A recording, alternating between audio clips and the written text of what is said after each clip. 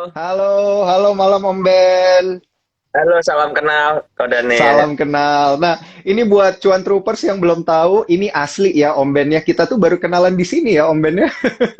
Betul, kita belum pernah ngobrol, belum pernah ketemu ya, baru baru Belum, pertama ya kali ya. ini.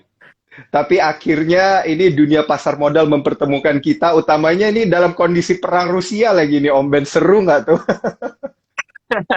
Ya, dimanfaatkan aja ya gejolak market seperti ini. Dimanfaatkan depan.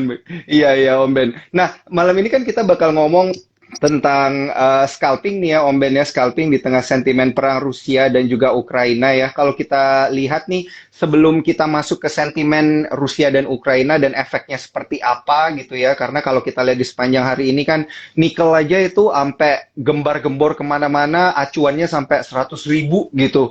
Dan kemudian London Metal Exchange itu harus menghentikan perdagangan nikel di London, gila nggak sih? Ini kalau Ya, kita betul, kalau di kita suspend lihat ya. sampai disuspend loh. Biasanya saham yang disuspend ini perdagangan komoditasnya ya terpaksa harus disuspend. Nah, sebelum kita sampai ke sana nih, Om Ben nih, kita sapa-sapa dulu ya beberapa cuan troopers kita yang udah gabung. Ini ada Putra, ada siapa lagi nih? Ada Ichi.xoxo, ada Teddy Prialdi 89, ada Etin. Halo, selamat datang ya.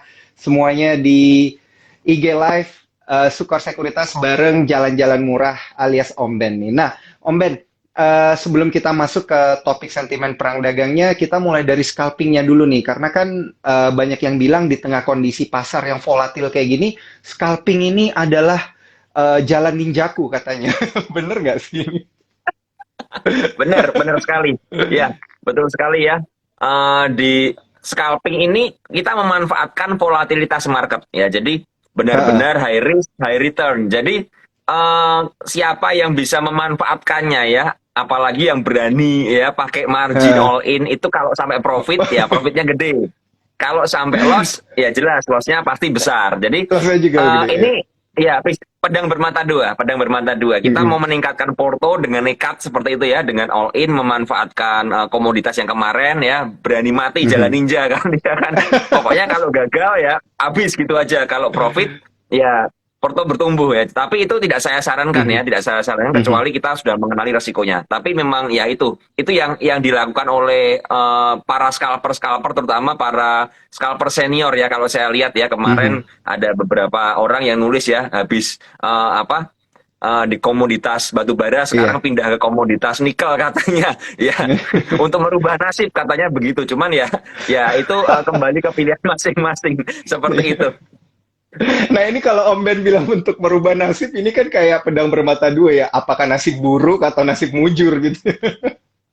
Betul, betul Kalau banget kita, ya kan kalau sudah punya punya profit ya bisa profitnya ludes ya gitu aja gara-gara agresif ya marketnya sangat volatil kita lihat dari ini Antam gila ya Antam Inco sangat gila open gap up dibawa ke atas kemudian dibanting sesi 2 tiba-tiba mm-mm. digas ke atas lalu dibanting lagi diiris pelan-pelan sampai akhirnya Waduh. closing hampir mendekati harga opennya ya seperti itu ya itu cukup ngeri sih untuk besok ya seperti itu Iya, iya. apalagi nikel disuspend ya komoditasnya. Bener banget nih, Om Ben. Nah, kalau kita ngelihat dengan strategi scalping itu ya, Om Ben ya, sebenarnya di kondisi-kondisi kayak gini nih, kalau para scalper kita ini, para cuan troopers kita itu tetap scalping gitu, itu tuh sebenarnya gimana ya? Kayak kemungkinan cuannya tuh gede nggak sih sebenarnya?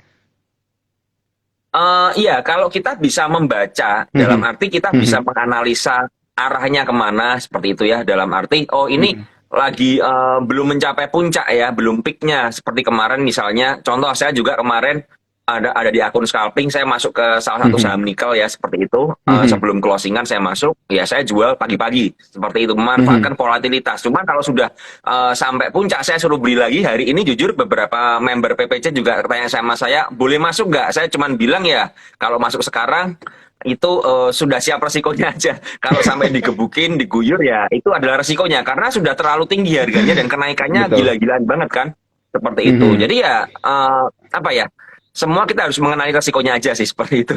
Iya, berarti ini kondisinya sekarang udah ngeri-ngeri sedap ya, bukan sedap-sedap ngeri gitu ya. Lebih banyak ngerinya kayaknya. bener sih tadi Om Ben juga bilang kalau kita fokusnya ke komoditas nikel itu nikelnya aja udah disuspend gitu ya. Besok-besok bisa-bisa ini semua para apa tuh namanya emiten-emiten nikel ini bisa koreksi. Bener nggak sih Om Ben? Bisa ya, bisa enggak ya. Karena Mhm, apa ya? Kalau misalnya kita lihat pelaku pasar ini merasa sudah membahayakan ya, udah berbahaya mhm, kan, tidak ada yang mungkin yang pernah menyangka ya teman-teman bahwa nikel akan disuspend pada mhm, perdagangan sore hari ini ya, karena tiba-tiba tadi mhm, melonjak lagi 68% dan itu kenaikannya udah nggak wajar menurut saya, udah mhm. ngawur ya, udah ngawur banget, Iya. dan itu adalah kenaikan tertinggi dan tercepat ya sepanjang masa nikel seperti itu ya. Komoditas Mhm, lain aja naiknya juga nggak terlalu agresif kan. Kita lihat gold, mhm, CPO, kemudian minyak juga nggak terlalu seagresif nikel lah. Ini nikel ini memang anomali banget dan wajar banget kalau disuspend karena ya akan menimbulkan gejolak ya pasti ya, kalau harga harga nikelnya terus melambung otomatis bakal merusak tatanan semuanya kan seperti itu ya.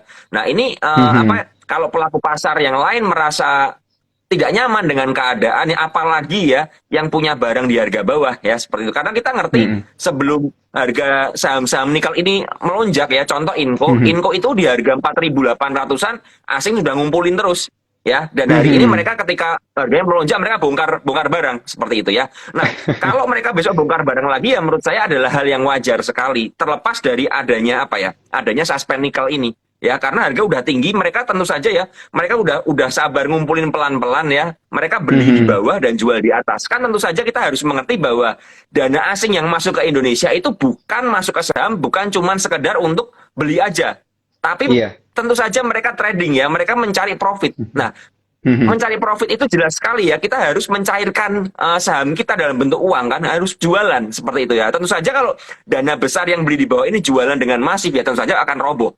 Itu sangat sangat mhm. wajar sekali dari market ini ya. Ini yang harus teman-teman pahami. Karena tadi saya Iya. juga mendapatkan banyak pertanyaan, banyak nanya kenapa sih batu bara itu malah rontok, padahal udah tinggi-tingginya Mhm, kan harga batu baranya. Ya sesimpel orang-orang yang ngumpulin di harga bawah ya tentu saja mereka pengen berjualan, pengen taking profit kan seperti itu. Tentu saja kalau yang taking profit lebih banyak daripada yang beli ya otomatis ya harganya akan tertekan, dan seperti kita tahu Indi hari ini ARB, Adaro juga hampir sempat ARB kalau nggak salah tadi saya lihat. Tapi ya ini yang terjadi di market, makanya saya bilang kita sebagai sebagai investor retail itu harus cerdas, nggak mhm. nggak semerta-merta harus harga nikel melambung nih, naik tinggi kita harus kejar semuanya, enggak, harus memahami resikonya tadi saya katakan, ketika harganya melambung dan harganya ya gap up tinggi, tentu saja akan ada orang yang berjualan. Nah ini yang harus diwaspadai menurut saya seperti itu. Mhm. Baik, itu berarti ya yang harus dipikirkan ya Om Ben ya. Jangan cuma ngarep harganya naik terus, tapi ya ini memang momentum untuk tadi ya, ada yang harus diperhatikan tuh. Kalau emang yang udah ngumpulin barang itu bakal bongkar barang besok, waduh berbahaya ya. Om Ben, ini kita pengen sapa dulu nih sebelum kita lanjut ke pertanyaan-pertanyaan yang selanjutnya nih dari para cuan troopers kita. Banyak banget nih yang udah nanya terkait dengan saham-saham ya. Jangan lupa cuan troopers ini pertanyaannya masukin di kolom komentar atau di kolom pertanyaan langsung. Bakal kita jawab satu persatu ya. Nah, kalau kita lihat-lihat nih ya, Om Ben, terkait dengan metode-metode yang ada dan pergerakan IHSG gitu ya, dan terlepas dari sentimen yang ada ini kan biasanya kalau tiap tahun di bulan Februari, bulan Maret pasar itu koreksi gitu ya. Nah, jadi kesempatan katanya orang-orang itu untuk ngumpulin saham katanya di bulan-bulan ini katanya pas koreksi. Nah, itu di tahun ini akan seperti itu juga nggak sih Om Ben? Atau mendingan tetap jadi scalper aja gitu? Kalau saya lihat tahun Mhm. ini cukup anomali ya, cukup anomali. Kita Mhm. lihat window dressingnya juga nggak terlalu bagus kan, windowsnya nggak terlalu bagus, Iya. tapi malah digasnya menjelang apa ya, akhir Januari awal Februari itu harga bergerak naik lagi ya IHSG-nya ya. Mhm. Kita lihat kalau kita lihat bener ya di akhir akhir Januari baru IHSG ngegas ya dari Iya. harga 6.500-an mencapai hampir 7.000 ya, hampir 7.000 seperti itu. Mhm. Nah, ini memang sedikit anomali karena ya kita ngerti dan kita harus paham bahwa market ini bergerak secara dinamis. Jadi kita nggak boleh, Mhm. intinya begini ya. Oh, karena history itu berulang seperti itu ya. History repeat itself Mhm. katanya kan. Jadi oke, biasanya Februari koreksi saya akan ngumpulin barang. Nah, kita harus mengerti juga sekarang ini Iya. kalau marketnya dinamis seperti ini ya, kita harus lebih berhati-hati. Intinya apa? Mhm. Apalagi dari market globalnya ini tidak kondusif dengan adanya perang, ya kan? Kita nggak ngerti perang Mhm. ini bakal berlanjut berapa lama. Ya kan kita nggak pernah ngerti dan ini akan Betul. merembet kemana kita nggak akan pernah ngerti. Ada yang bilang ini awal Perang Dunia Ketiga katanya seperti itu, tapi kita nggak akan pernah ngerti. Nah, yang kita bisa mengerti adalah kita harus mulai berhati-hati kalau marketnya sudah apa ya gejolaknya terlalu volatil seperti ini. Kita ngerti ya Mhm. beberapa waktu kemarin ya harga saham bergerak naik semua tiba-tiba rontok dan kita lihat banget hari ini pergerakan IHSG-nya juga sangat volatil. Ya kan pagi naik Betul. tinggi ke Betul. atas, terus dibanting turun naik lagi, terus closingnya merah. Ya, dan harga saham tertekan semua. Karena apa ya? Karena volatilitasnya terlalu tinggi. Nah, kalau saran saya dengan market yang seperti ini ya, kalau kita nggak punya barang di average bawah ya, apalagi kita punyanya di pucuk-pucuk lah. Ini saran saya ya, Nah. teman-teman harus mulai berhati-hati. Artinya apa? Kalau kalian merasa udah berbahaya daripada nggak profit, mending dibungkus dulu. Kalau saya Mhm. seperti itu. Jadi saya Mhm. tadi mengingatkan juga buat teman-teman di PPC, kalau ada yang beli saham nikel di pucuk, hati-hati saya bilang seperti itu. Itu bahaya banget Mhm. karena ya kita ngerti bisa jadi kan kayak bubble ya, bisa pecah sewaktu-waktu. Mhm. Kalau sampai bubble seperti itu rontok, kita siap nggak dengan resikonya? Nah ini yang harus kita pertimbangkan. Jadi menurut Betul. saya kembali ke masing-masing portofolio teman-teman. Teman-teman punya average berapa dan teman-teman plannya Mhm. bagaimana? Kalau ada yang misalnya yang punya PTBA di harga 2.200 atau 2.500 ya silakan kalau masih mau ngehold untuk swing karena memang mungkin masih panjang perjalanannya, masih uptrend Mhm. sahamnya ya kan. Mhm. Koreksi ini koreksi yang wajar sekali setelah kenaikan seminggu yang sangat tinggi. Nah, Ya. kalau teman-teman punya average-nya di atas, nah ini yang berbahaya. Ya kan? Hmm. Niatnya kita mau scalping dengan harapan harganya lebih tinggi lagi, tapi ternyata market berkehendak lain kan. Nah, ini harus kita Mhm. waspadai, kita harus disiplin dengan plan yang ada. Jangan sampai kita pinginnya scalping jadi malah jadi invest seperti itu. Alias nyangkut ya, nyangkut di atas jadinya udah invest aja siapa tahu besok balik lagi. Nah, ini jangan sampai terjadi seperti itu menurut saya gitu. Jadi investor dadakan gitu ya. Aduh, serem banget nih Om Ben. Kalau kejadian, moga-moga Cuan Troopers ini bisa itu ya, bisa ngatur-ngatur portofolio seperti tadi kata Om Ben, lihat average-nya di level berapa. Kalau bisa jangan beli di pucuk dulu karena risikonya udah tinggi banget. Tapi Om Ben, ngomong-ngomong masalah bungkus itu, level bungkusnya kalau kita udah masuk nih kebetulan nih kan, terus udah ijo nih portonya. Nah, berapa persen nih bagusnya kalau di kondisi kayak gini kita bungkus gitu? Kembali ke plan kita awal ya. Jadi plannya awal Hmm. bagaimana? Contoh ya, contoh kemarin saya masuk di salah satu saham nikel ya. Mhm. Pagi-pagi waktu spike ke atas saya merasa udah cukup ya. Saya dapat profit sekitar 8 sampai 10% seperti itu ya udah saya mulai mulai Mhm. taking profit. Karena apa?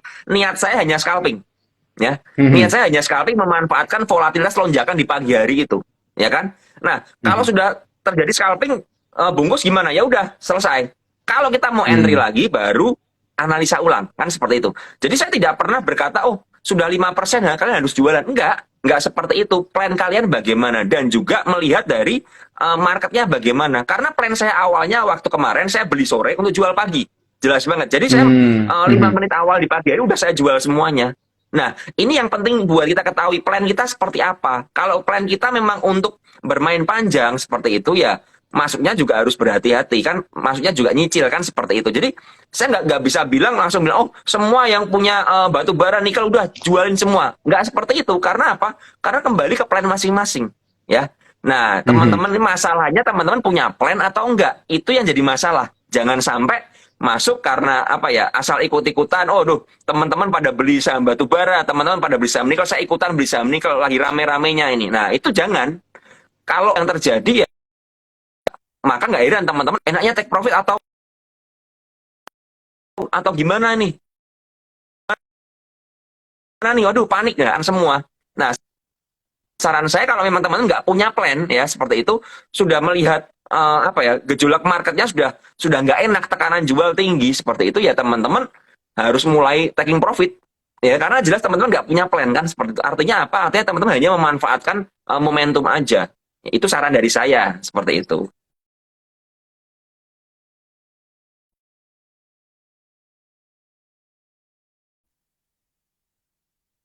Ya,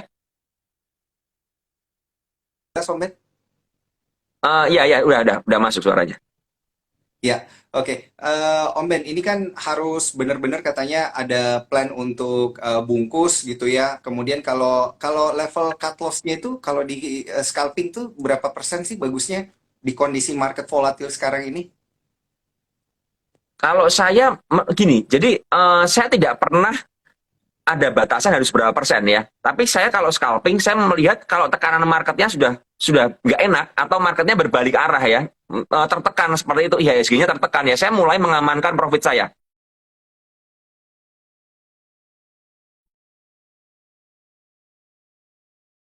Jadi 3% aja. Cuman ya kembali, kalau marketnya nggak enak, saya mulai jualan bertahap. Intinya adalah saya berusaha semaksimalnya untuk meminimalkan apa ya, meminimalkan kerugian saya. Nah, ini yang penting sekali. Jadi nggak ada batasan berapa persen, tapi ya semaksimalnya aja seperti itu ya, semaksimalnya supaya kalau sampai loss itu nggak apa ya, nggak bikin saya down ya. Saya mengamankan aset saya seperti itu aja sih. Baik. Nah, Om Ben, kalau kita ngelihat dari pergerakan market hari ini, kan itu koreksi ya di akhir perdagangan nih banyak yang berasa di PHP, paginya hijau, terus kemudian sorenya harus merah gitu, harus koreksi. Ini kan bener-bener bikin investor itu deg-degan gitu ya. Cuan troopers juga banyak yang bertanya-tanya nih, Om Ben. Nah, untuk perdagangan di sepanjang pekan ini, Om Ben lihatnya bakal kayak gimana sih?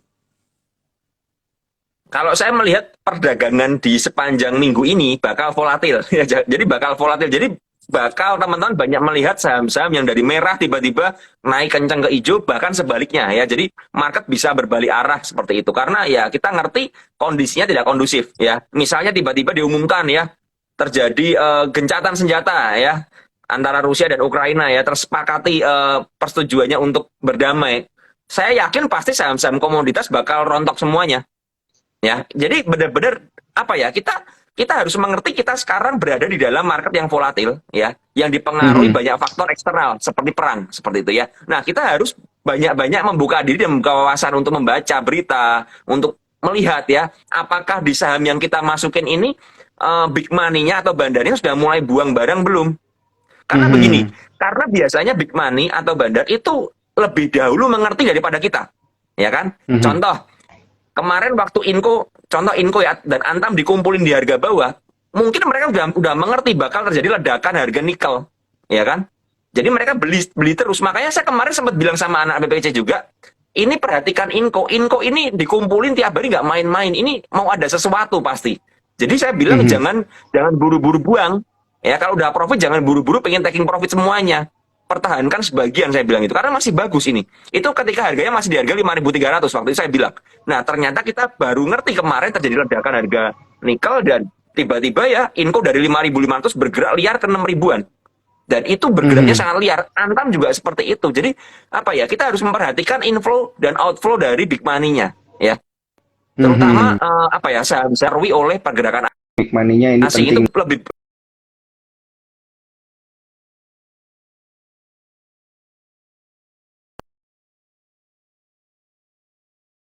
kan Broxum ditutup, tapi kita foreign-nya yang masuk berapa banyak kita masih bisa lihat. Ya.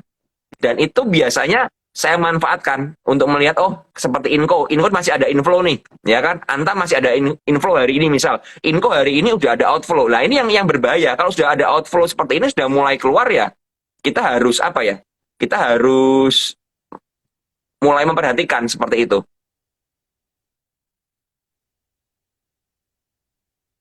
Cek. Sorry, ini Ya. sepertinya ada kendala teknis dikit nih, Om Ben. Oke, suara saya jelas nggak nih, Om Ben? Iya, suaranya jelas, cuman sepertinya gambarnya agak patah-patah ya. Tapi suaranya Iya, jelas kok. tadi agak patah-patah dikit. Ini coba kita setting ulang dikit nih. Sorry banget nih, Cuan Troopers nih. Pas lagi seru-serunya lagi nih, Om Ben lagi ngomongin tentang foreign. Flow. Tadi ada yang nanya juga tuh Om Ben terkait dengan foreign flow itu gimana sih cara ngelihatnya katanya? Ya, ini saya paling gampang kita ngomong universal Iya. ya. Semua sekuritas ya biasanya di semua sekuritas itu ada ya. Di bagian saham itu ada net buy dan net sell-nya asing di saham tersebut ada. Kita bisa cari lah di sekuritas kita masing-masing seperti itu ya. Atau kalau enggak, teman-teman bisa manfaatkan RTI ya, RTI bisnis di bagian analytics ya. Kita misalnya saham Antam, kita ketik Antam dulu, lalu masuk ke tab analitik. Nah, kita bisa lihat di situ ada ya, ada net buy dan net sell asing seperti itu ya. Dari situ kita bisa lihat kalau memang hijau berarti ada inflow masuk, kalau memang merah berarti ada outflow seperti itu. Oke, nah ini langsung nih dicatat nih oleh Cuan Troopers kita. Nah, Om Ben, kita boleh langsung jawab-jawab emiten-emiten nih ya, pertanyaan-pertanyaan ke emiten ya dari para Cuan Troopers kita. Ini ada banyak banget yang udah nanya nih, tapi ada beberapa nih yang saya udah sortir. Kita mulai dulu dari saham nikel nih. Kan tadi Om Ben kita banyak banget ya singgung masalah saham-saham nikel ya, kayak Inco atau Vale Indonesia. Nah, kalau Tins dan Antam itu nanti geraknya bakal kayak gimana sih? Karena kan tadi kita lihat Antam tiba-tiba melesat ke 3.000 tuh ya. Akhirnya banyak yang exit tuh yang udah pada nyangkut ya di saham Antam begitu. Mungkin udah setahun lebih, terakhir kali kan gara-gara di PHP sama Elon Musk ya, mohon maaf ya. Terus ini hari ini bisa exit nih karena udah sempet sentuh 3.000-an. Nah, ini apakah masih bisa diakumulasi nih, Om Ben? Ya kalau saya lihat, kalau teman-teman lihat TA-nya ya, lihat TA dari Antam memang ya Mhm. area 3.000 ya, 2.970 sampai 3.000 adalah area-area resist ya di situ ya. Mhm. Dari TA-nya seperti itu. Nah, kalau memang sudah terhantam di area resist, apalagi kita ngerti banyak yang nyangkut di area 3.000 ke atas. Jadi sangat jelas sekali ya, sangat jelas sekali dan tidak mengherankan kalau memang akan ada tekanan jual yang tinggi di situ. Nah, ini yang kita harus hati-hati, jangan sampai ya kita masuk di area 3.000 tersebut tanpa plan yang jelas. Hmm. Ya, jadi kalau memang Mhm. saran saya sih kalau mau ngumpulin apa ya, akumulasi ulang lebih baik kita menunggu dulu. Menunggu Hmm. marketnya Antam ini mereda ya. Volatilitasnya mereda supaya apa? Supaya kita bisa melihat analisanya dengan lebih jelas. Jadi bukan karena adanya euforia ya. Mhm. Itu yang apa ya, menurut saya sangat penting buat teman-teman ketahui. Jadi harus ngerti jelas sekali 3.000 itu Iya. area-area apa ya, area-area dari resist ya. Kalau teman-teman Mhm. berhenti 3.000 ya dan berharap masih naik lagi hari ini ya, menurut saya itu agak susah sekali ya, karena jelas banget Mhm. kecuali pergerakan kemarin slow ya, bergerak pelan-pelan ya, masih ada sideways-nya, tapi ini kan kenaikannya tajam sekali disertai gap up selama 2 hari berturut-turut lah, ini yang berbahaya Betul. ya, yang berbahaya. Mhm. Nah makanya ya saran saya kalau mau inflow seperti Antam ya harus memperhatikan lagi ya, memperhatikan tekanannya supaya biar reda dulu baru kita menentukan untuk masuk. Sedangkan untuk tins ini biasanya memang Mhm. apa ya, saham ini sepertinya mengikuti Antam ya, seperti itu pergerakannya relatif mengikuti, cuman teman-teman harus mengerti juga bahwa tins ini sebenarnya bukan nikel ya, dia itu timah kan ya, dia timah Mhm. bukan nikel, tapi seringkali memang euforianya mirip-mirip. Nah sedangkan Mhm. secara analisa ya, analisa teknikal, kalau teman-teman lihat di area 1760-an itu ada area resist yang kemarin berhasil ditembus ya kan, seperti itu. Tapi Mhm. kalau melihat euforia, kembali lagi ya yang tadi saya bilang, kalau saya misalnya saya punya barang di bawah dan saya melihat euforia ya yang besar, saya akan ikut berjualan. Karena apa? Mhm. Mumpung ada yang mau beli, mumpung rame, apalagi misalnya saya punya barang banyak, mumpung banyak yang mau beli, ya udah saya jualan aja. Nah makanya kita ngerti Mhm. bahwa chartnya Tins hari ini benar-benar jelek ya, volume Mhm. distribusinya juga gede sekali, ya itu wajar banget ya seperti itu. Nah kalau Mhm. seperti ini bagaimana? Ya kalau belum punya barang, wait and see dulu, tungguin aja dulu, siapa tahu dia masih ada penguji sampai di area 1580 sampai 1500 lagi ya, ada MA 200 di sana. Ya kita bisa, Mhm. oh oke, sudah mereda, kita mulai kolek lagi, apalagi kita melihat oh ini sahamnya sudah mulai diakumulasi asing lagi, misal seperti itu. Nah kita bisa memanfaatkannya untuk akumulasi lagi, tapi intinya jangan sampai kita masuk gara-gara euforia, itu aja intinya, Mhm. Mhm. Jangan seperti itu masuk kalau karena saya. euforia. Iya, soalnya kan kalau udah ngelihat harga terbang-terbang kayak gini kan pengennya to the moon gitu biasanya, Om Ben. Jadinya Iya benar ketinggian sekali. nyangkut deh. Ini yang gimana ya? Euforia nih kadang kan memang banyak sekali mendorong kita jadi FOMO gitu ya, pengen ikut, bahkan yang udah nyangkut lama kemarin tuh ada yang berpikir untuk nambah lagi gitu malah Om Ben. Ini salah banget ya berarti ya kalau kita pengen nambah lagi. Padahal udah misalnya beli di Antam gitu ya. Beli di Antam kemarin sempat nyangkut di 3.000 gitu. Terus gara-gara ngelihat euforia ini pengen nambah barang gitu. Salah nih berarti Om Ben.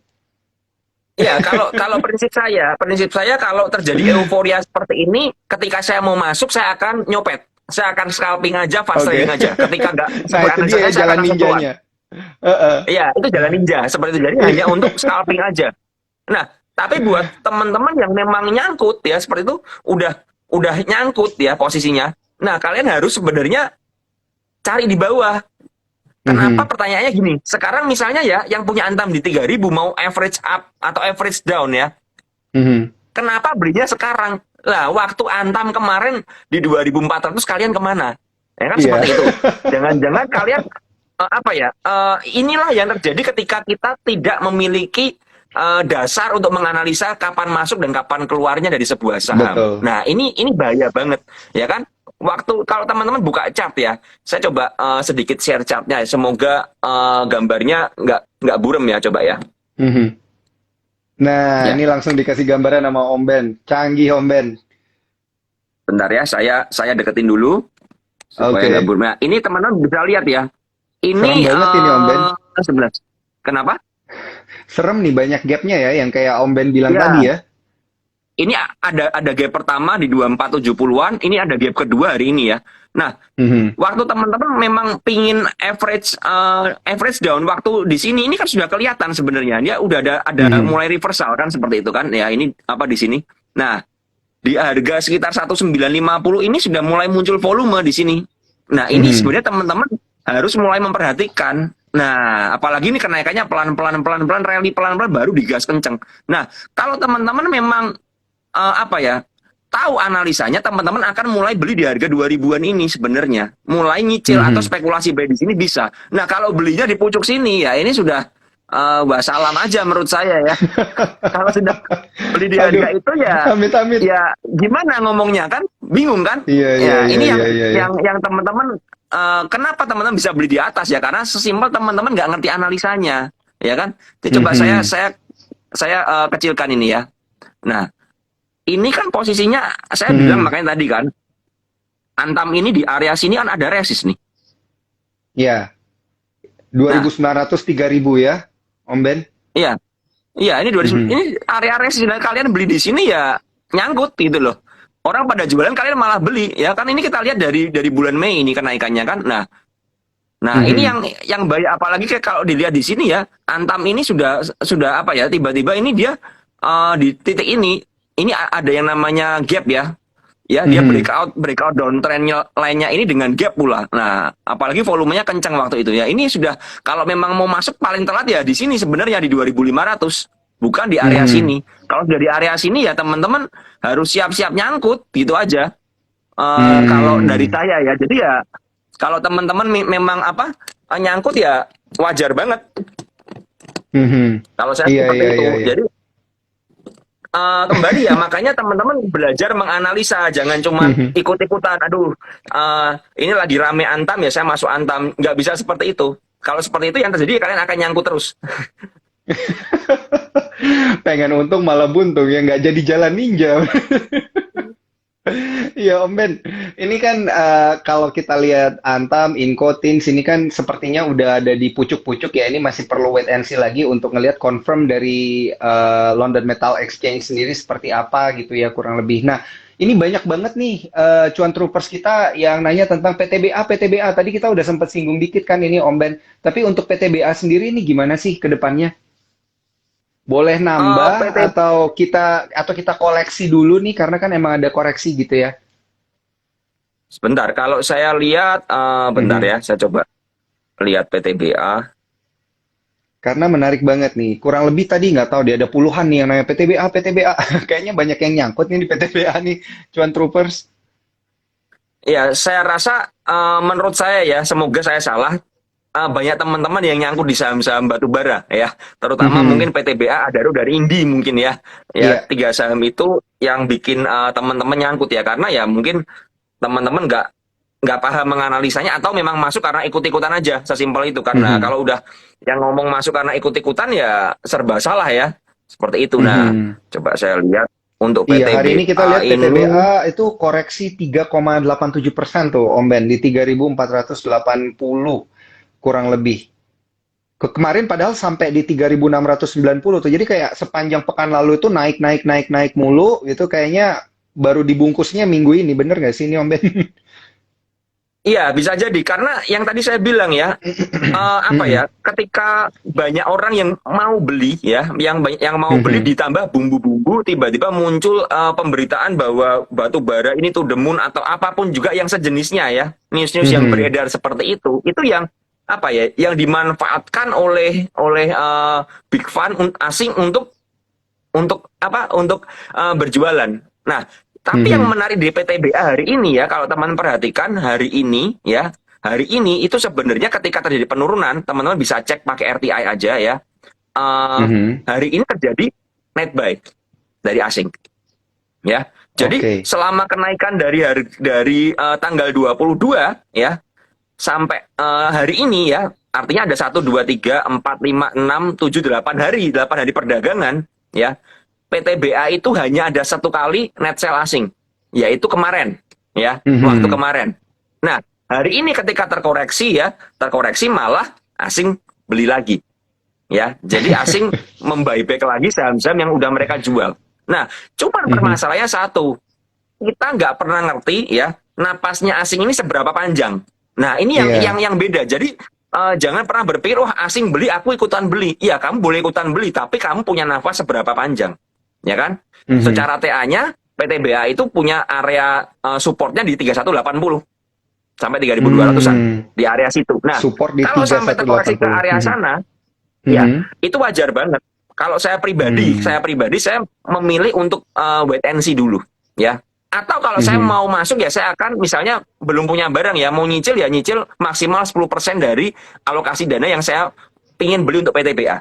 Jadi intinya saya akan Hmm. memperpanjang napas saya. Tujuannya apa? Saya ngerti areanya di 3180 misal seperti itu. Nah, saya akan mencoba belinya di area sana.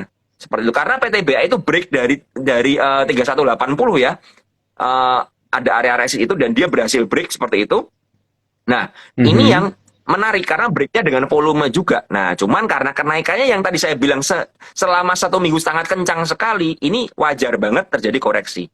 Jadi seperti itu dari view saya. Hmm. Mhm. Berarti ini kayaknya tren-tren komoditas itu benar-benar mirip-mirip semua ya, Om Bennya ini gara-gara pengaruh perang dari Rusia dan Ukraina, komoditas-komoditas naik. Jadi sekarang kayaknya udah pada nemu pucuk-pucuknya nih ya untuk emiten-emiten komoditas gitu. Bener nggak sih ini Om Ben? Jadi kayak kita tuh ngelihat komoditas ini udah harus mulai hati-hati gitu.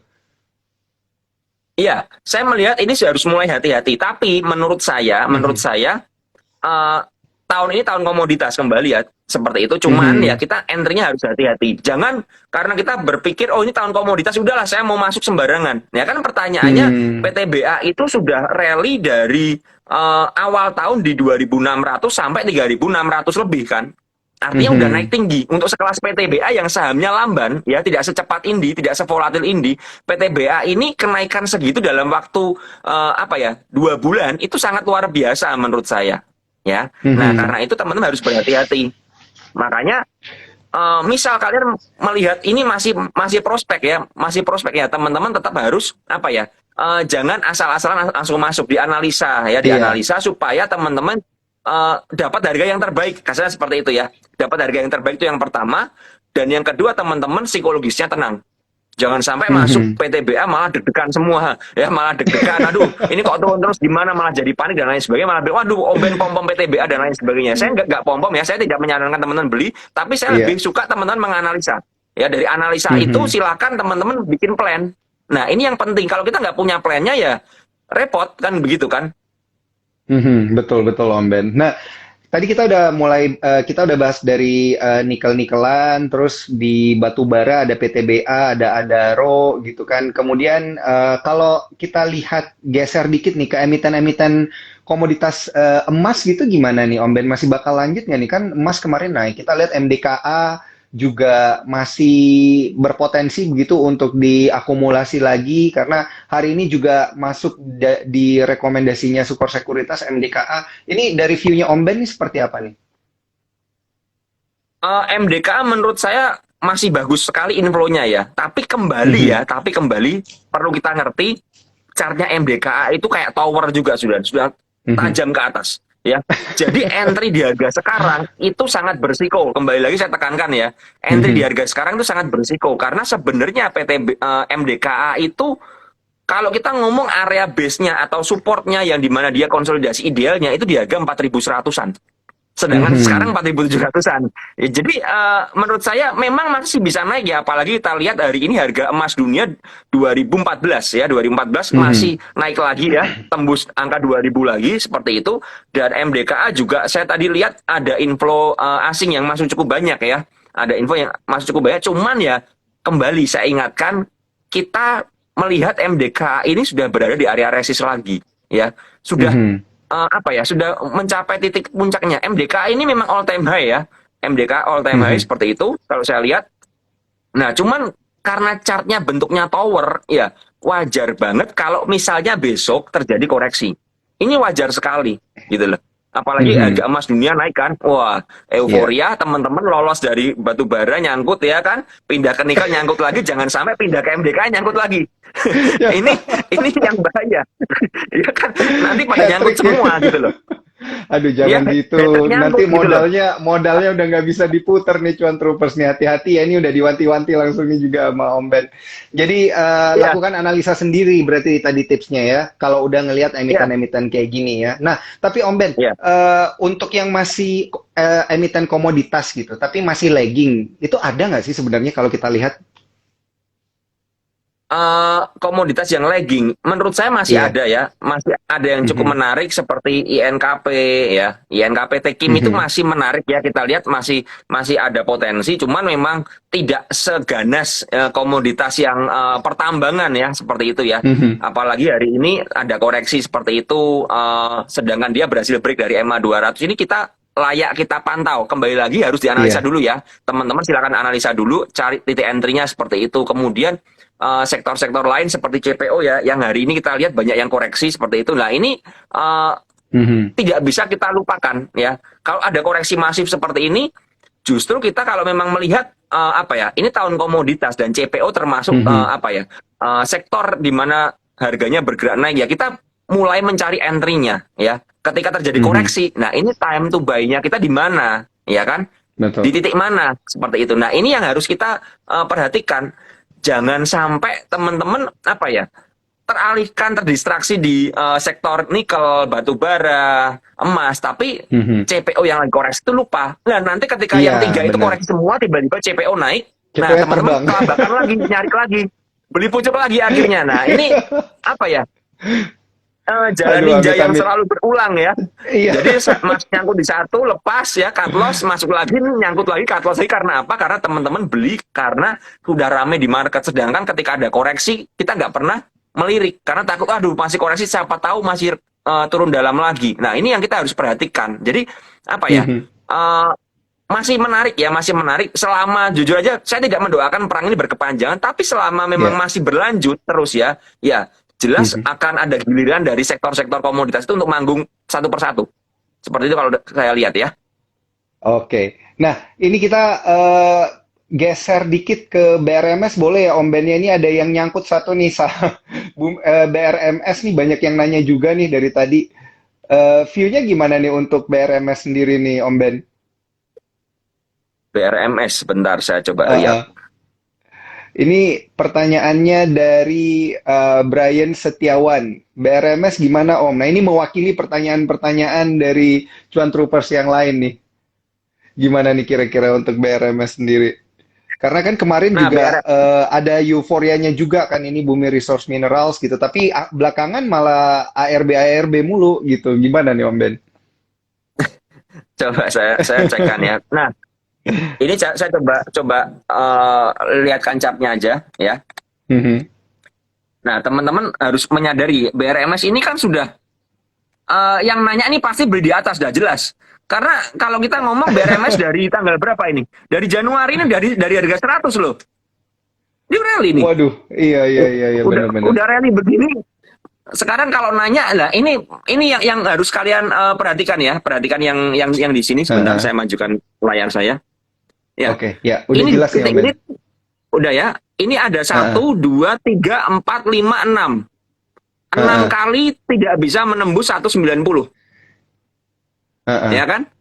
Artinya apa? Sesimpel artinya di sini ada resist kuat, ada tekanan jual yang tinggi. Nah, masalahnya kalau beli di sini gimana? Udah dijamin nyangkut.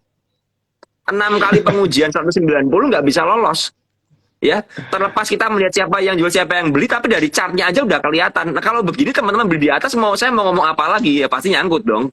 Apalagi hari ini Iya, iya, ARB, iya. ya hari ini pada bongkaran kan. Ya karena apa? Mungkin mereka melihat di area sini ada area target mereka seperti itu. Heeh. Nah, kalau begitu bagaimana? Ya udah kita coba lihat area supportnya di mana. Ya kalau saya ngomong area support ya sekitar 165-an ini. Nah, cuman karena kemarin hari ini ARB ya apa ya? Hati-hati aja, ARB. saran saya seperti itu. Iya. Biasanya kan Apalah, tekanan jual masih ada gitu ya kalau kalau ARB. betul, betul.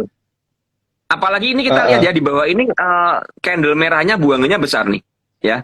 Candle merahnya Mhm. buangannya besar, ya.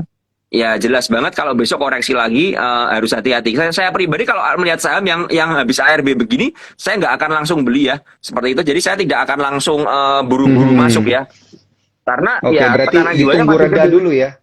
Ditunggu reda dulu gitu ya, Ya, tekanan jualnya baru mulai beli dikit-dikit. Nah, kalau scalping itu, kalau ngelihat saham kayak gini, Om Ben, ini kan jadi kasus yang bagus nih. Ngelihat ngelihat candle merah kayak gitu. Tadi kan Om Ben bilang jangan langsung beli, tunggu dia reda dulu. Nah, tapi kalau udah waktunya beli, itu harus belinya berapa banyak tuh Om Ben? Apakah langsung 20%, 30% gitu, 50% HK? Gimana nih Om Ben? kalau kalau saya melihat BRMS ya, BRMS ini sudah tinggi, Heeh. ya kan? Saya bilang udah Mhm. dari 100 sampai 173 harga sekarang, artinya udah naik 70%-an ya. Kita nggak bisa Mhm. mengharapkan, oh saham ini bakal naik ke 200 lebih. Mungkin bisa, Mhm. iya. Cuman permasalahannya adalah ini sudah di pucuk, ya kan? Ini sudah udah naik 70% lebih ya, bahkan hampir Mhm. 100% kenaikannya dari bulan Januari. Ya udah beggar kasarnya seperti itu. Mhm. Apa yang kita harapkan lagi? Ya kan? Kalau mau masuk ya tentu saja kita masuk 10 sampai 20% dulu. Ketika harga sahamnya Hmm. udah mereda ya, tidak ada buangan, sudah mulai reda, volumenya kecil, udah buahnya kecil, dan ditambah kalau kita lihat misalnya, oh hari ini dia mereda, kemudian penutupan sesi kita bisa lihat, oh ternyata broker-broker yang buang di atas, buyback di bawah. Nah ini menarik, ya saya bilang seperti itu menarik. Mhm. Tapi kalau kita langsung besok, oh udah mau antri ARB, siapa tahu besoknya ARB lagi bagaimana? Kan repot ya. Jadi teman-teman Mhm. harus apa ya? Harus mulai mengukur faktor resiko kalian masing-masing ya, risk Risikonya. profile kalian masing-masing bagaimana. Seperti itu kalau kalau Mhm. dari saya sih. Nah, kalau emiten-emiten migas nih, mumpung masih di komoditas nih kan, sebelum kita pindah ke sektor menarik untuk scalping yang lain gitu, Om Ben, ini kan kita ada Medco, kita ada Pegas. Nah, itu gimana tuh kalau kita ikutin? Apakah masih oke juga nih untuk kita scalping di sana atau udah deh wait and see dulu karena ini kan kondisinya sepertinya udah ketemu pucuk-pucuk semua nih. Iya, hari ini juga Medco koreksi ya. Medco ARB kayaknya hari ini ya. Ini saya ada dilihat chart minus 6,5%. Mhm. Seperti itu ya tentu saja besok akan ada koreksi lagi ya. Dan Medco juga sama posisinya. Dia Mhm. ini apa ya? Sudah sampai resist ya, tapi sekarang posisinya sudah kembali di area support. Kita lihat kalau bentuknya Medco ya. Saya coba Mhm. share chartnya lagi deh. Siap, thank you banget nih Om Ben, langsung dapat Ya, edukasi chart, technical chart. ya. Nah, kalau kalau Medco sekilas kan ini kan double bottom ya, double bottom. Nah, di harga sekarang ini dia sedang menguji di area neckline-nya ya, di area neckline-nya ini. Nah, ini kita bisa perhatikan besok ada terjadi rebound atau akumulasi nggak? Kalau dari akumulasi besok, nah ini menarik. Kita mulai untuk bisa nyicil ya. Karena ini terbentuk double bottom gede ya, seperti itu double bottom gede ya. Kalau kita nggak usah ngomong targetnya Oh dulu iya, ya, ada kebanyakan double teman-teman bottom selalu gede di bilang sana kalau tanya, jadinya.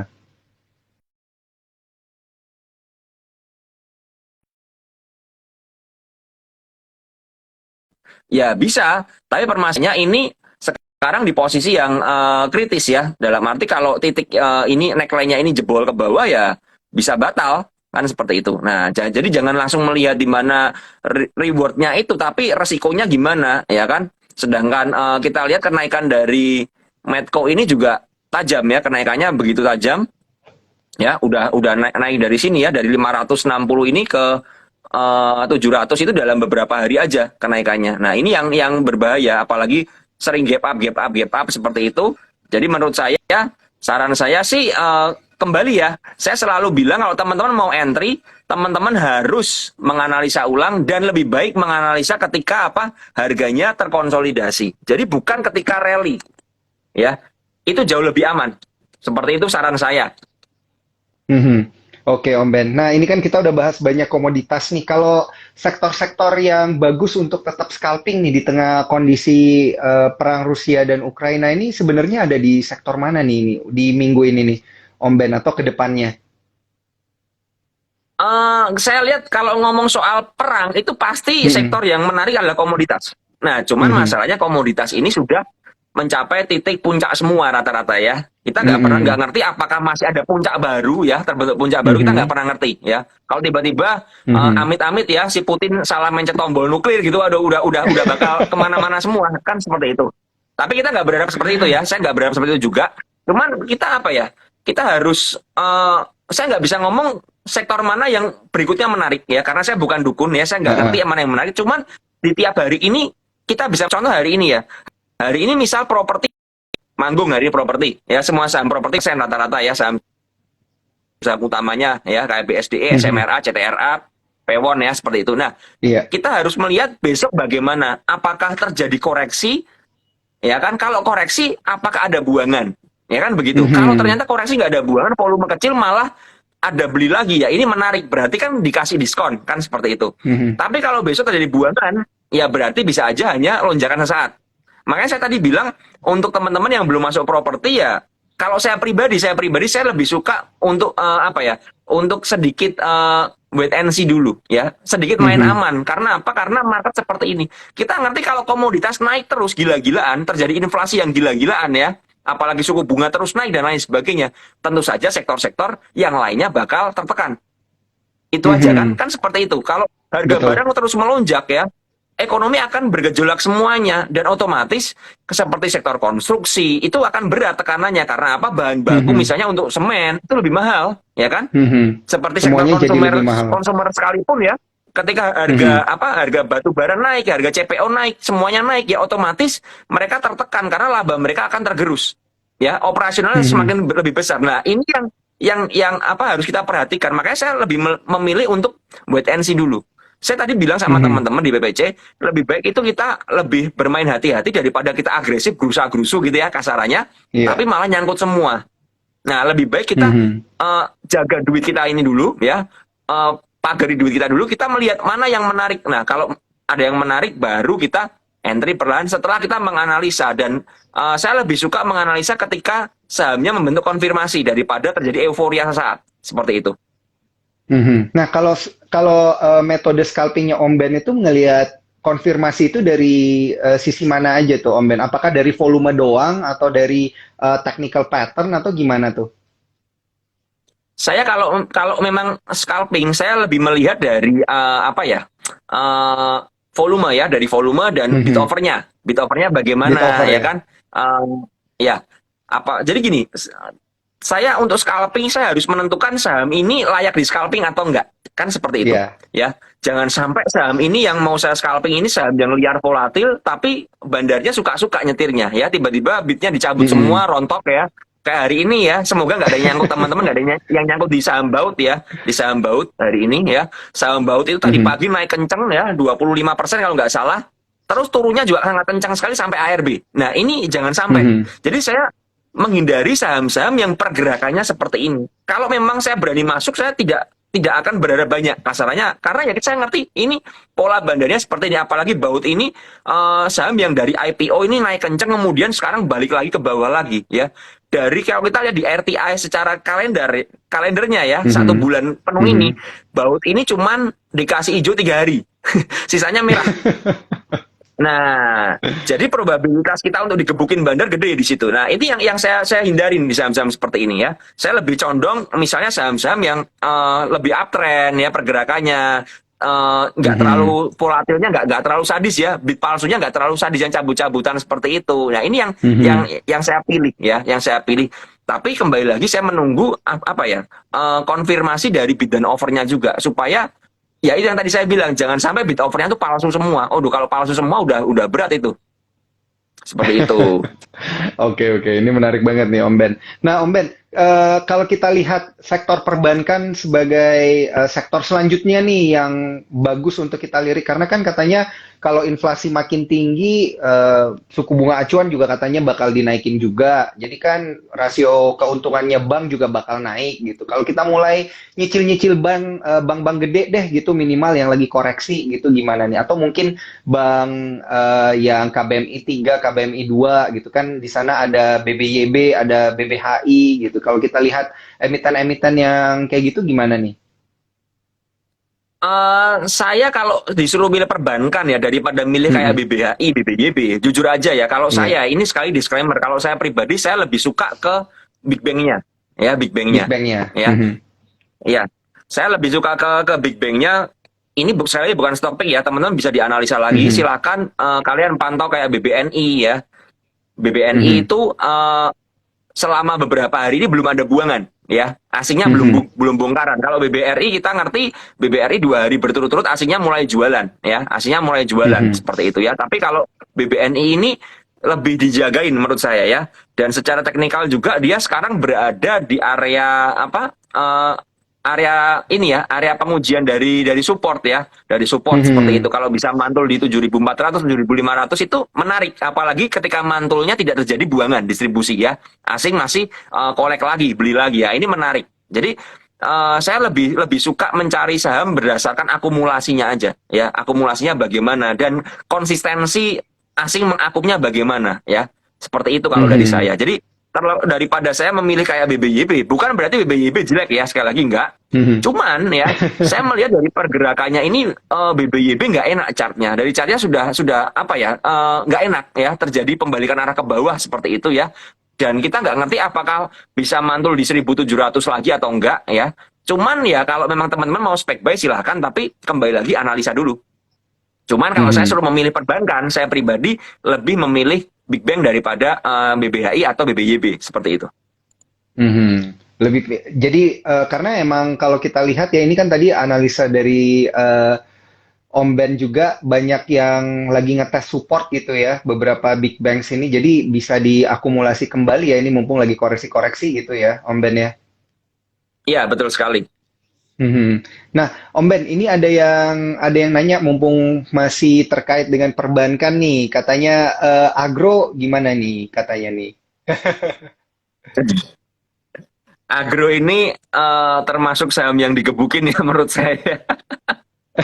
Hati-hati ya, hati-hati agro hati-hati banget ya, hati-hati ini sekarang berada di titik kritis ya menurut saya. Hmm. Kalau sampai 1.200 ke bawah ini jebol ya, aduh, lumayan nih dalam ini ya, Ini kan lumayan, lumayan ditutupnya dalam. tadi 1235 ya. Koreksinya hampir 2% ya, 1,98%. Ya, betul, betul. Nah, ini yang tadi saya bilang, makanya kalau kita menentukan masuk sebuah emiten ya, kita harus mencari konsistensi dari penggerak harganya atau bandarnya. Jangan-jangan bandarnya cuman bandar tektokan aja yang masuk hari ini besok besok buangan barang ya, besok bongkaran ya. Mhm. Kan kemarin memang sempat agro itu bagus sekali ya, agro itu bagus sampai nembus 1.500, tapi ternyata setelah itu malah bongkaran mereka. Ya, ini yang apa yang tadi saya katakan ini berbahaya sekali gitu loh, berbahaya sekali. Pilihlah saham yang benar-benar emitennya itu konsisten ya, bandarnya konsisten untuk mengakumulasi dan menjaga pergerakan harganya di market yang sangat nggak kondusif seperti ini ya. Jadi ini disiplin ini penting banget ya. Kalau teman-teman sampai nyangkut di agro di 1.500 ya itu banyak-banyak doa aja. Seperti itu aja kalau dari saya. Karena Kalau enggak benar-benar ya pucuk mau itu. nggak mau harus kalau enggak ya mau nggak mau harus di cut loss gitu ya Om Ben ya. Ya, buat saya kembali ya, apakah harus di Mhm. atau enggak? Buat saya kembalikan ke teman-teman ya. Kalau teman-teman memang mau hold ya silakan, ya silakan. Tapi ketahui resikonya ya. Balik ke atasnya kapan nggak ngerti di market yang seperti ini. Yang kedua juga teman-teman harus plannya bagaimana ya. Dan masuknya berapa berapa persen. Jangan-jangan all in di harga 1.500. Nah itu berat itu. Kalau udah begitu ya intinya banyak yang berharap akhirnya tidak mau cut loss Mhm. ya udah berharap aja lah, siapa tahu mantul ya, kan saham yang turun bakal naik lagi ya, bener saham turun bakal naik lagi, pertanyaannya kapan naiknya kan nggak ada yang ngerti Iya, ya, iya. kembali lagi Kalau saya seperti itu, saya kembalikan ke teman-teman masing-masing lah, mau cut loss mau enggak. Kalau saya pribadi, kalau saya salah menganalisa, saya pasti cut loss. Seperti itu. Oke, siap. Om Ben, ini nggak berasa nih udah mau sejam nih Om Ben. Boleh nggak nih dikasih tips-tipsnya untuk para cuan troopers kita gitu ya, tips scalping di tengah kondisi perang nih yang masih nggak jelas gitu ya, masih nggak pasti bakal berakhirnya kapan gitu. Ini apa sih sebenarnya tips scalping yang paling bagus untuk para cuan troopers nih supaya nggak terlalu banyak nih nyangkutnya, nggak hat-trick kayak yang tadi kita omongin tuh habis dari Ya, sini ke sini. ya, saran saya teman-teman harus bisa menganalisa di mana ada inflow ya, inflow big money-nya di Mhm, mana. Itu yang harus kita ngerti. Kalau memang sebuah saham yang sedang ada outflow atau bongkaran barang, jangan ngelawan. Ya, intinya biarin mhm, aja. Kalau mau turun, biarin turun sekalian. Seperti itu, sampai mhm, terjadi akumulasi lagi.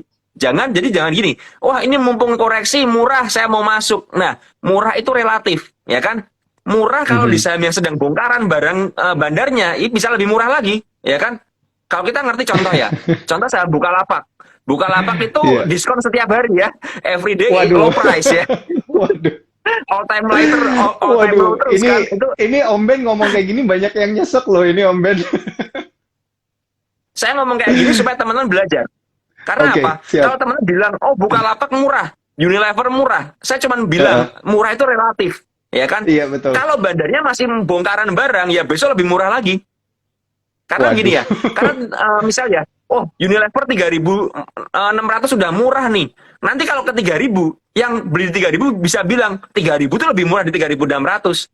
Nanti kalau ke 2.800 juga lebih murah lagi. Nah, masalahnya kayak Unilever segala misalnya masih bongkaran, masih tertekan sektoralnya, jangan maksa di situ. Udah diemin aja, biarin aja, ya. Nggak usah Mhm. dilirik, ya. Anggap aja saham itu nggak ada dulu. Misalnya seperti itu ya. Nah, kita fokus ke saham-saham yang memang ada koreksi, tapi ada inflow, ya. Contoh BBNI tadi, itu menarik, ada Mhm. inflow-nya. Itu menarik untuk kita pantau, ya. Kita pantau, kita memperhatikan faktor resiko kita, di mana supportnya, berapa kita mau pasang resiko kita, ya. Ya, itu kita bisa mulai Mhm. entry bertahap. Jadi jangan jangan asal saham yang turun dibeli, nggak gitu caranya. Ya nggak gitu caranya. Mhm. Karena saya melihat banyak teman-teman yang beli dengan cara begitu. Karena apa? Berpikir udah murah. Ya udah Mhm. murah. Nah, kalau memang sahamnya downtrend ya bakal lebih murah terus kan seperti itu. Jadi tips yang pertama dari saya, ketahui di setiap saham yang kalian mau beli itu ada inflow atau outflow. Ya, belajar, Mhm. ya belajar, ya belajar. Lihat misalnya bandarnya asing, ya asing lagi ngapain di saham tersebut pada hari perdagangan itu Mhm. ya. Jadi setiap kali malam kalian bisa cek ya mana yang ada inflow. Nah itu wah kok menarik bisa masuk. Kemudian di market yang volatil seperti ini, teman-teman harus banyak-banyak mengupdate diri dengan berita-berita soal perkembangan dari perang dan lain sebagainya ya. Mhm. Jadi karena apa ya? Karena ini bisa mempengaruhi keadaan market kita secara keseluruhan seperti itu ya. Lalu kembali lagi saya mau tekankan misalnya ya contoh ketika Mhm. ada saham yang lagi turun ada inflow yang bagus, ada newsnya jelek, tapi ketika turun malah ditampung terus. Nah, ini apa ya? Saya biasanya memberikan red notice di saham tersebut. Saya akan pantau Mhm. saham ini saham spesial berarti di mana turun, ya kan? Marketnya digebukin, tapi dia diakum terus, ya, Mhm. diakumulasi terus. Nah, jadi teman-teman harus apa ya? Harus mulai mengupdate diri dan belajar setiap harinya. Setiap malam kalian mengasah diri ya dengan ya banyak dengerin insight-insight juga tuh bagus. Tapi kembali Mhm. lagi yang lebih penting adalah kalian bisa menganalisa secara pribadi ya. Jadi seperti itu. Jadi Mhm. tips dari saya cuma itu aja sih. Jadi kenali sahamnya dan usahakan apa ya? Kalau teman-teman baru di market ya, jangan terlalu banyak main di saham downtrend ya. Jangan terlalu Mhm. banyak main di saham-saham yang sedang turun secara dalam ya, karena teman-teman masih baru. Karena kembali lagi saham yang downtrend ya, berarti saham itu tekanan jualnya tinggi. Ya, otomatis chance teman-teman untuk menang di saham itu rendah, lebih rendah daripada saham uptrend. Mhm. Lebih baik kita Mhm. mencari saham-saham yang uptrend ya. Itu saran dari saya seperti itu. Mantap, Om Ben. Ini udah lengkap banget nih saran-sarannya. Moga-moga nggak nyangkut berkali-kali ya, nggak nyangkut berjilid-jilid. Moga-moga scalping bisa bener-bener jadi jalan ninja para cuan troopers nih di tengah sentimen perang Rusia dan Ukraina. Dan gue juga nggak lupa buat ingetin bagi para cuan troopers gitu ya. Dan yang belum jadi cuan troopers jangan lupa untuk diklik ya link yang udah gue pin di sana ada eform.sukorsekuritas.com untuk bergabung menjadi komunitas cuan troopers karena tentunya narasumber-narasumber kita yang seperti Om Ben ini bakal sering kita undang nih buat ngobrol nih ya Om Ben ya ngasih kita insight-insight menarik. Ini banyak banget nih fansnya Om Ben nih yang nanya dari tadi gitu ya dan juga setia menunggu dari awal sampai kelar nih acara IG Live kita malam ini. Thank you banget Om Ben, moga-moga kita Iya, bisa ngobrol lagi next time ya di IG Live dengan sentimen-sentimen, tema-tema, topik-topik yang lebih seru lagi ya Om Ben ya. iya, iya, iya. Saya tunggu ya untuk Cuan Troopers berikutnya untuk kita IG Live bareng ya bersama Sukor Siap, Sekuritas. siap. Thank you banget Om Ben, sukses selalu dan juga Cuan Trooper sukses selalu. Thank you.